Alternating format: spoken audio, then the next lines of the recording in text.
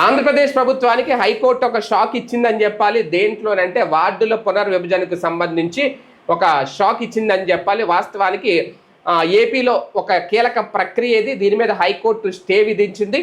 వచ్చే September October నాటికి రాష్ట్రంలో స్థానిక సంస్థలతో పాటు గ్రామ పంచాయతీలకు ఎన్నికలు నిర్వహించాలి అనేది ప్రభుత్వం తీసుకున్న నిర్ణయం.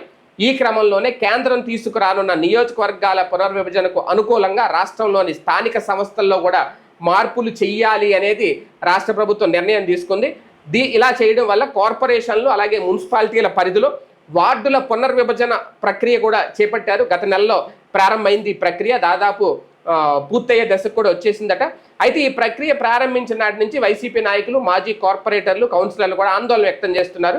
విశాఖపట్నం గ్రేటర్ కార్పొరేషన్ పరిధిలోను అలాగే మచిలీపట్నం మున్సిపాలిటీలోను వార్డుల విభజన సక్రమంగా చేపట్టలేదని ఆరోపిస్తూ గతంలో హైకోర్టును అయితే ఆశ్రయించారు.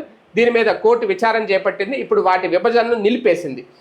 తాజాగా మరికొన్ని మున్సిపాలిటీలు, కార్పొరేషన్లపై కూడా చాలామంది హైకోర్టును ఆశ్రయించారు. గుంటూరు, ఒంగోలు, ధర్మవరం, కడప అలాగే రాయచూటి, ఏలూరు కార్పొరేషన్లు మున్సిపాలిటీల్లో జరుగుతున్న పునర్విభజన కూడా నిలిపివేయాలని చెప్పి కోర్టులో వాళ్ళు పిటిషన్ వేశారు. దీని మీద హైకోర్టు విచారణ చేపట్టింది.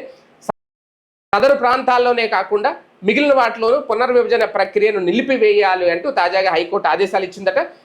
దీంతో ఇప్పుడు రాష్ట్ర వ్యాప్తంగా వార్డులు అలాగే కార్పొరేషన్ల పునర్విభజనకైతే బ్రేక్ పడింది. అయితే ఎందుకు ఇలా జరిగింది అనేది, వార్డుల పునర్విభజన సహేతుకంగా జరగలేదు అనేది ఒకవేళ అంటే ఎవరికి వాళ్ళు తమకు అనుకూలంగా చేసుకున్నారు, తమకు అనుకూలంగా ఉన్న వార్డుల్నే లక్ష్యంగా చేసుకుని విభజన చేశారు అనేది వైసీపీ చేస్తున్న ఆరోపణ.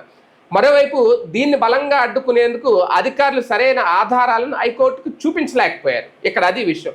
దీనికి తోడు కేంద్రం వచ్చే 2027 వరకు వార్డులు సహా రెవెన్యూ ప్రాంతాలను, జిల్లాలను కూడా విభజించేందుకు వీలు లేదు అంటూ గతేడాది రాష్ట్రాలకు తేల్చి చెప్పేసింది.